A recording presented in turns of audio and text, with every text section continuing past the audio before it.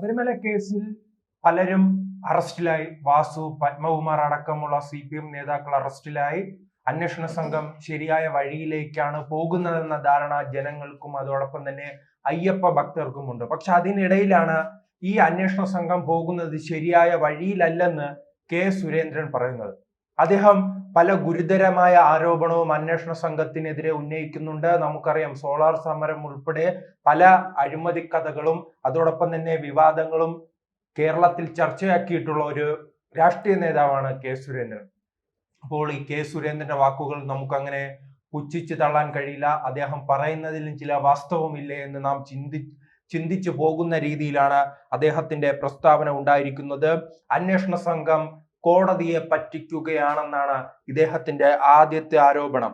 പ്രതികളെ ചോദ്യം ചെയ്യുന്നതിന്റെ എല്ലാ വിശദാംശങ്ങളും കോടതിയെ അറിയിക്കണമെന്നാണ് അന്വേഷണ സംഘത്തിന് കിട്ടിയ നിർദ്ദേശം. എന്നാൽ പ്രത്യേക അന്വേഷണ സംഘം ഇക്കാര്യങ്ങൾ കോടതിയെ അറിയിക്കുന്നില്ലെന്നാണ് സുരേന്ദ്രൻ പറയുന്നത്. മുരാരി ബാബു ആയാലും ഉണ്ണികൃഷ്ണൻ പോറ്റിയാലും വാസു ആയാലും പത്മകുമാറായാലും അടക്കമുള്ളവരെ ചോദ്യം ചെയ്യുമ്പോൾ ഇവർ പറയുന്ന വിവരങ്ങൾ കോടതിയിൽ കൃത്യമായി രേഖപ്പെടുത്തുന്നില്ല, കോടതിയിൽ എത്തിക്കുന്നില്ല, ഇവർ കേട്ട് കളയുകയാണെന്നാണ് സുരേന്ദ്രന്റെ ആരോപണം. അദ്ദേഹം ചില മൊഴികളും പറയുന്നുണ്ട്. പോറ്റി ആദ്യം കൊടുത്ത മൊഴിയിൽ കടകംപള്ളിയും അതോടൊപ്പം തന്നെ വാസവന്റെയും പേരുണ്ടായിരുന്നു. എന്നാൽ അതൊന്നും SIT കോടതിയെ അറിയിച്ചിട്ടില്ല. ഏറ്റവും പ്രധാനപ്പെട്ടതാണ്, കടകംപള്ളി